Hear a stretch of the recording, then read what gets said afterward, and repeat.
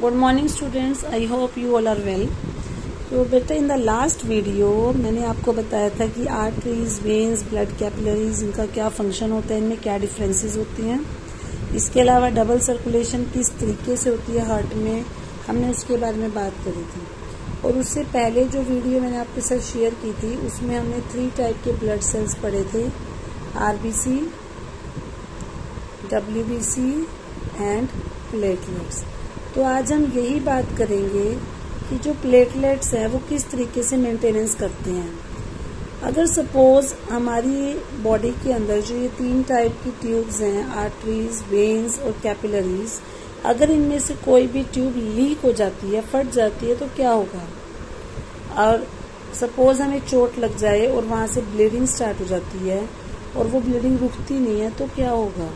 तो आपने देखा है कि अगर आप अपनी किसी इंजरी पे कोई ऑइंटमेंट ना भी अप्लाई करो तो आफ्टर सम टाइम ऑटोमेटिकली जो ब्लीडिंग है वो वहाँ से आनी बंद हो जाती है और उसके ऊपर जो है क्लॉटिंग आनी स्टार्ट हो जाती है। और अगर ऐसा ना हो तो क्या होगा, जो लीकेज हो रही है, मतलब जहाँ से ब्लीडिंग हो रही है, उस ब्लीडिंग के लगातार होने की वजह से जो हमारी ब्लड वेसल्स के अंदर एक प्रेशर मेंटेन्ड है वो प्रेशर कम हो जाएगा। क्योंकि हमेशा प्रेशर कब होता है, जब कोई चीज़ पूरी तरह से भरी हुई हो, फिल्ड हो।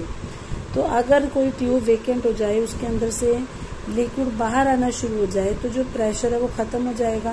प्रेशर ख़त्म होने से क्या होगा, जो हमारे सिस्टम की इफेक्टिवनेस है वो भी ख़त्म हो जाएगी। तो इसी वजह से हमारे ब्लड के अंदर प्लेटलेट सेल्स होते हैं जो हमारी पूरी बॉडी के अंदर सर्कुलेट होते रहते हैं। और अगर हमारी किसी भी वेसल में किसी भी टाइप की लीकेज होती है तो ये उसको प्लग कर देते हैं, बंद कर देते हैं। कैसे बंद करते हैं, उसके ऊपर एक क्लॉट बना देते हैं जिसकी वजह से जो लीकेज है वो आगे और ज़्यादा नहीं हो पाती। इसके अलावा बच्चों, जब हम ट्रांसपोर्टेशन की बात करते हैं तो इसमें एक और लिक्विड आता है जिसको हम बोलते हैं लिम्फ। अब ये जो लिम्फ है ये ब्लड से किस तरीके से डिफरेंट है। लिम्फ जो है ये बेसिकली जो सेल्स के आसपास का इंटरसेल्यूलर स्पेस होता है, मतलब 2 सेल्स के बीच की जो जगह है वहाँ पर पाया जाता है, इसलिए हम इसको टिश्यू फ्लूइड या इंटरसेल्यूलर फ्लूइड भी बोल सकते हैं। तो कई बार क्या होता है, जो ये वेसल्स, आर्टरीज और वेन्स हैं, इनकी वॉल्स के अंदर छोटे छोटे पोर्स होते हैं। उन पोर्स के थ्रू कई बार प्लाज्मा, प्रोटीन्स या कुछ सेल्स इंटरसेल्यूलर स्पेस में निकल जाते हैं और इंटरसेल्यूलर स्पेस में आकर जो वो लिक्विड बनाते हैं उसे हम लिम्फ बोलते हैं। अगर आप इसकी कॉम्पोजिशन देखो तो ये दिखने में बिल्कुल प्लाज्मा जैसा होता है। प्लाज्मा थोड़ा येलोइश होता है, लेकिन ये कलरलेस है, मतलब बिल्कुल पानी जैसा होता है और इसमें प्रोटीन का अमाउंट भी कम होता है। इंटरसेल्यूलर स्पेसिस से होता हुआ ये लिम्फेटिक कैपिलरीज में चला जाता है। फिर वो लिम्फेटिक कैपिलरीज आगे जाके ज्वाइन करके लिम्फ वेसल्स बनाती हैं जो आगे जाके वेन्स बनाती हैं। बट आपको इतना ज़्यादा डिटेल में करने की नीड नहीं है, आपको सिर्फ इसकी डेफिनेशन पता होनी चाहिए कि ये कलरलेस, लेस प्रोटीन वाला लिक्विड है, टिश्यू फ्लूइड है जो इंटरसेल्यूलर स्पेस में पाया जाता है। और इसका फंक्शन क्या होता है, ये इंटेस्टाइन में से डाइजेस्टेड और एब्जॉर्ब्ड फैट को लेकर जाता है और जो extra fluid extra cellular space में चला गया उसको वापस ब्लड में दे देता है। मतलब जो फैट एब्जॉर्ब हुआ है उसको इंटेस्टाइन से पूरी बॉडी में ट्रांसपोर्ट करेगा और अगर सेल में से कोई एक्स्ट्रा फ्लूइड बाहर निकल गया तो उसको वापस ब्लड में डाल देगा। इसके बाद बच्चों हम बात करते हैं ट्रांसपोर्टेशन इन प्लांट्स। अभी तक हमने बात किया था कि एनिमल्स में या ह्यूमंस में ट्रांसपोर्टेशन कैसे होता है। अब प्लांट्स में ट्रांसपोर्टेशन कैसे होता होगा। आपको पता है कि प्लांट्स के अंदर भी जब फोटोसिंथेसिस होती है तो कार्बन डाइऑक्साइड की उनको नीड होती है। इसी तरीके से फोटोसिंथेसाइज के बाद वो एनर्जी बनाते हैं और वो एनर्जी बेसिकली लीव्स के अंदर स्टोर होती है। तो ये सारी चीज़ें प्लांट्स के अंदर किस तरीके से ट्रांसपोर्ट होती हैं, या आप जब भी प्लांट को आपको कोई मटेरियल देना होता है तो आप बेसिकली उसकी सॉइल के अंदर डालते हो। अगर हम कोई फर्टिलाइज़र डाल रहे हैं जिसके अंदर नाइट्रोजन, फॉस्फोरस या सल्फर है, वो सारी चीज़ें भी आप उसकी मिट्टी में डालोगे। इसी तरीके से आप प्लांट्स को जो वाटर देते हो वो भी आप उसकी सॉइल में डालते हो। तो मतलब सॉइल से वो सारी चीज़ प्लांट्स तक कैसे पहुंचती है। इन सारे सब्सटेंसेस का जो एब्जॉर्प्शन है वो सॉइल के थ्रू ही होता है। मतलब सॉइल में कोई ना कोई ऐसी चीज़ है जो इसको एब्जॉर्ब कर रही है, और वो होती हैं रूट्स। प्लांट की जो रूट्स हैं आपको पता है वो सॉइल के अंदर अच्छे से अपने आप को फंसा लेती हैं, धसी हुई होती हैं। तो क्या होता है, उन रूट्स के थ्रू ये सारी चीज़ों को एब्जॉर्ब करती है। अब क्या होगा अगर तो मान लो डिस्टेंस कम है, मतलब अगर तो आपने जो चीज़ें मिट्टी के अंदर डाली और जो मिट्टी के अंदर प्लांट की रूट्स हैं, अगर तो उनके बीच में डिस्टेंस बहुत ही कम है तो सिंपल डिफ्यूजन के मेथड से वो चीज़ आगे प्लांट्स में जा सकती है। क्योंकि मैंने आपको बताया था diffusion is a process in which anything moves from high concentration to low concentration. तो अगर तो मान लो डिस्टेंस कम है, ये आपके प्लांट की रूट्स हैं और यहाँ पर आप इसको कोई भी सब्सटेंस दे रहे तो डिफ्यूजन की वजह से वो हाई टू लो मूव कर जाएगा। लेकिन अगर हमारे प्लांट्स के अंदर डिस्टेंस बहुत ज़्यादा है तो क्या आपको लगता है कि वहाँ पर सिर्फ डिफ्यूजन से ये प्रोसेस हो जाएगा? नो, वहाँ पर हमें ट्रांसपोर्टेशन करने के लिए एक प्रॉपर सिस्टम की ज़रूरत होती है। और दूसरी चीज़ ये भी है कि ये जो प्लांट्स हैं वो अपनी जगह से मूव नहीं कर सकते। एनिमल्स मूव कर सकते थे, और प्लांट्स के अंदर ज़्यादातर जो है डेड टिश्यू या डेड सेल्स प्रेजेंट होते हैं। और क्योंकि प्लांट्स मूव नहीं करते तो इसलिए उनकी एनर्जी रिक्वायरमेंट एनिमल्स के कंपैरेटिवली कम होती है। तो प्लांट्स के अंदर बेसिकली ये सब काम करने के लिए कंडक्टिंग ट्यूब्स होती हैं, जिसको आप कंडक्टिव टिश्यू भी बोल सकते हो, या इसका एक और नाम होता है वेस्कुलर टिश्यू या वेस्कुलर बंडल। अगर आपको थोड़ा सा 9th क्लास का याद हो तो वहाँ पर हमने जाइलम फ्लोएम के बारे में पढ़ा था। वहाँ पे मैंने आपको ये बताया था कि जो जाइलम है वो वाटर के ट्रांसपोर्टेशन में हेल्प करता है, जो फ्लोएम है वो फूड के ट्रांसपोर्टेशन में हेल्प करता है, और जाइलम और फ्लोएम दोनों मिलके वेस्कुलर बंडल बनाते हैं। तो इट मीन्स कि जो जाइलम है वो वाटर और मिनरल्स को लेके जाएगा। मतलब आप सॉइल के अंदर जो भी वाटर या डिजोल्व मिनरल्स डालोगे, जाइलम उनको सॉइल से लेकर पूरी प्लांट में सप्लाई करेगा। इसी तरीके से फोटोसिंथेसिस के बाद जब प्लांट्स अपना फूड मैन्युफैक्चर करते हैं तो फ्लोएम जो है उस फूड को लीव्स से प्लांट के दूसरे पार्ट्स तक पहुंचाता है। तो पहले यहाँ पे हम बात करते हैं जाइलम की, कि जाइलम किस तरीके से वाटर का ट्रांसपोर्ट करता है। अगर आप जाइलम का स्ट्रक्चर भी देखो तो जाइलम के अंदर भी आगे 4 चीजें होती हैं, vessels, tracheids, xylem parenchyma and xylem fibres. तो इनमें से जो वेसल्स और ट्रैकाइड्स होती है, चाहे वो रूट की है, चाहे वो स्टेम के, चाहे वो लीव्स के, ये सारे आपस में जुड़े हुए होते हैं, इंटरकनेक्टेड होते हैं, और इंटरकनेक्ट होकर एक ही सिस्टम बना देते हैं।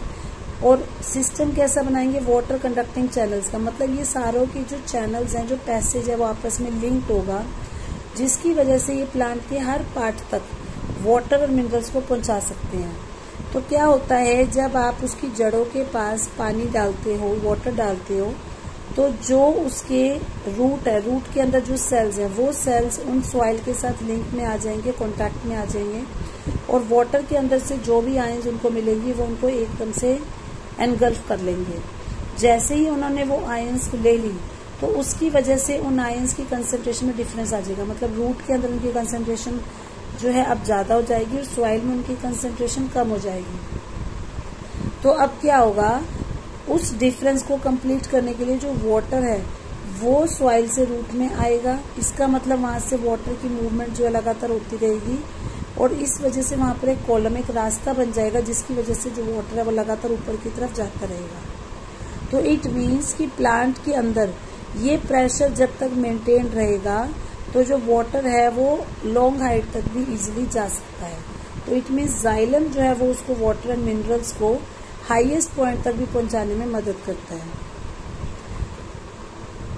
अब इस बात का भी यहाँ पे ध्यान रखना चाहिए कि प्लांट के पास जो वाटर है वो हमेशा एडिक्वेट अमाउंट में अवेलेबल होना चाहिए, क्योंकि आपको पता है कि एक्स्ट्रा वाटर जो है लगातार प्लांट से स्टोमेटा के थ्रू ट्रांसपिरेशन से रिमूव होता रहता है। तो उस लॉस को पूरा करने के लिए हमें प्लांट को और वाटर भी सप्लाई करते रहना चाहिए, क्योंकि अगर आप मान लो प्लांट में से सिर्फ वाटर का इवेपोरेशन होता जाएगा लेकिन हम बदले में उसको और वाटर नहीं देंगे तो उससे तो हमारा प्लांट ड्राई हो सकता है।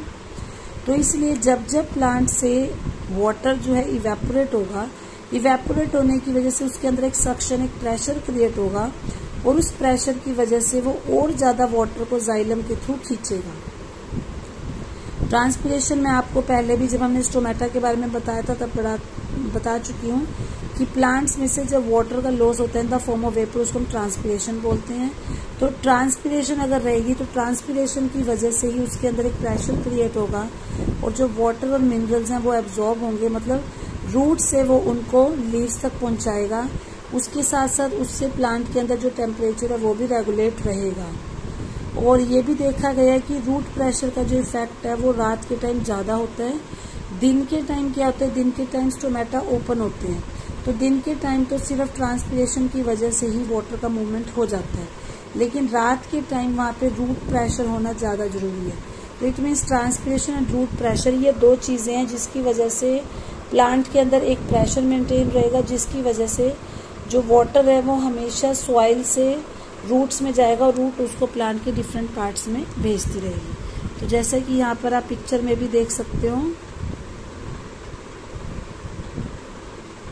कि यहाँ पे क्या हो रहा है, जो मिट्टी के है, मिट्टी के अंदर हमने वाटर डाला, वहां से वो वाटर उसकी रूट्स में आया, रूट से फिर वो उसकी मेन जो बार्क है वहां से जाएगा और वहां से वो लीव्स में चला जाएगा, क्योंकि लीव्स से लगातार वो पानी वेपर बन के उड़ रहा है, तो उसकी वजह से वहां पर एक सक्शन क्रिएट हो जाएगा। अब दूसरी चीज आती है कि प्लांट के अंदर फूड या दूसरे सब्सटेंसेस का ट्रांसपोर्टेशन कैसे होता है। आपको पता है कि जब फोटोसिंथेसिस होती है तो प्लांट के अंदर फूड बनता है, ग्लूकोज बनती है, और वो बनती है लीव्स में, क्योंकि लीव्स में क्लोरोफिल होता है। तो अब हमें उसको लीव से प्लांट के दूसरे पार्ट्स में भेजना है। तो फोटोसिंथेसिस से जो सोल्यूबल प्रोडक्ट्स बनते हैं उनके ट्रांसपोर्टेशन को ट्रांसलोकेशन बोलते हैं। जिस तरीके से ट्रांसपिरेशन का मतलब था loss of water in the form of water vapour, इसी तरीके से transportation of soluble product of photosynthesis is known as translocation, और इसमें जो हेल्प करता है दैट इज फ्लोएम। तो फोटोसिंथेसिस की प्रोडक्ट्स के अलावा, मतलब ग्लूकोज के अलावा, फ्लोएम और किन चीजों में हेल्प करता है? फ्लोएम एमिनो एसिड्स को भी ट्रांसपोर्ट करने में हेल्प करता है। ये सब्सटेंसेस जो है ये इनको रूट्स में, फ्रूट में, सीड्स में और जितने भी प्लांट के ऑर्गन्स हैं उन सब में भेजता है। ट्रांसलोकेशन करने में क्या कौन हेल्प करता है? जिस तरीके से मैंने बच्चों आपको बताया था कि जाइलम में वेसल्स एंड ट्रैकाइड्स होते हैं, इसी तरह से फ्लोएम के अंदर भी सीव ट्यूब्स और कंपेनियन सेल्स होते हैं, वो फूड की ट्रांसलोकेशन में हेल्प करते हैं। एक चीज आपको जो ध्यान रखनी है वो ये है कि जो जाइलम है उसमें जो डायरेक्शन थी ट्रांसपोर्टेशन की वो हमेशा डाउन टू अप होती है, क्योंकि रूट्स हमेशा नीचे होती है तो वो नीचे से ऊपर ही भेजेगी। लेकिन फ्लोएम में क्योंकि सीव ट्यूब्स प्रेजेंट है, कंपेनियन सेल्स प्रेजेंट हैं, और फ्लोएम जो है वो ट्रांसपोर्टेशन लीव से कर रही है, तो लीव्स तो आपके प्लांट की किसी भी डायरेक्शन में हो सकते हैं, इसलिए फ्लोएम में जो ट्रांसपोर्टेशन है वो आपको हर डायरेक्शन में मिलेगा, अपवर्ड भी होगा, डाउनवर्ड भी होगा। और जाइलम में ट्रांसपोर्टेशन मेनली फिजिकल फोर्सेस, मतलब कि डिफ्यूजन से हो रहा था या रूट प्रेशर से हो रहा था, लेकिन फ्लोएम में जो ट्रांसलोकेशन होता है उसको करने के लिए एनर्जी की रिक्वायरमेंट होती है। जाइलम में एनर्जी की जरूरत नहीं थी, बट फ्लोएम में एनर्जी की जरूरत थी। तो जो भी मटेरियल फोटोसिंथेसिस के बाद बनता है, जैसे कि ग्लूकोज है, सुक्रोज है, तो उसको अगर फ्लोएम टिश्यू को ट्रांसपोर्ट करना है तो उसको एटीपी से एनर्जी लेनी पड़ेगी। जैसे ही उसको एटीपी से एनर्जी मिलेगी तो उससे टिश्यू के अंदर का जो ऑस्मोटिक प्रेशर है वो बढ़ जाएगा, जिसकी वजह से वो वाटर को अपने अंदर मूव करेगा। फिर उस प्रेशर की वजह से जो मटेरियल है वो फ्लोएम से उन टिश्यूज में जाएंगे जिसमें प्रेशर कम है। मतलब कि यहाँ पे फ्लोएम के अंदर जब प्रेशर बढ़ जाएगा तो वो उस प्रेशर की वजह से उसको उन जगह पे भेजेगा जहाँ पे प्रेशर कम है। तो मतलब जहाँ पे भी प्लांट को नीड है वहाँ पे फ्लोएम जो है उस चीज को भेज देगा। फॉर एग्जाम्पल जब स्प्रिंग का टाइम होता है तो स्प्रिंग के टाइम क्या होता है कि जो शुगर स्टेम में या रूट टिश्यू के अंदर स्टोर रह जाती है उस शुगर को बड्स में यानी कि कली तक भेजना होता है, और वो इजीली नहीं जाती, उसके लिए एनर्जी की रिक्वायरमेंट होती है। तो आपको ये ध्यान रखना है कि जहाँ पे फ्लोएम के थ्रू ट्रांसपोर्टेशन होगा वहाँ पे एनर्जी चाहिए होगी, जाइलम में एनर्जी की जरूरत नहीं होगी। जाइलम में सिर्फ डिफ्यूजन से या प्रेशर से भी हो जाता था, लेकिन फ्लोएम में सिर्फ डिफ्यूजन के ऊपर आप डिपेंड नहीं कर सकते। जाइलम में जो वेसल्स और ट्रैकाइड्स थे वो इस प्रोसेस में हेल्प करते थे, लेकिन फ्लोएम में सीव ट्यूब्स और कंपेनियन सेल्स हेल्प करते हैं। जाइलम में आपको एटीपी की रिक्वायरमेंट नहीं थी, लेकिन फ्लोएम में आपको एटीपी की रिक्वायरमेंट होती है। जाइलम में जो ट्रांसपोर्टेशन होता है वो सिर्फ एक ही डायरेक्शन में होता है, लेकिन फ्लोएम में वो दोनों तरफ हो सकता है, डाउन टू अप भी हो सकता है एंड अप टू डाउन भी हो सकता है। बाकी मैं आपको जाइलम और फ्लोएम के कुछ डिफरेंसेस लिख के दूंगी, उन डिफरेंसेस के थ्रू आप दोनों में आसानी से डिफ्रेंशिएट कर सकते हो और दोनों में किस तरीके से प्रोसेस हो रहा है इसके बारे में बात कर सकते हो। इसके बाद बच्चों यहाँ पे कुछ क्वेश्चंस दिए हुए हैं, तो इन क्वेश्चंस का आंसर आप खुद फाइंड आउट करने की कोशिश करोगे और इसके बाद आपका इस लेसन का एक ही टॉपिक रह गया एक्सक्रीशन, उसे हम अपनी नेक्स्ट वीडियो में डिस्कस करेंगे।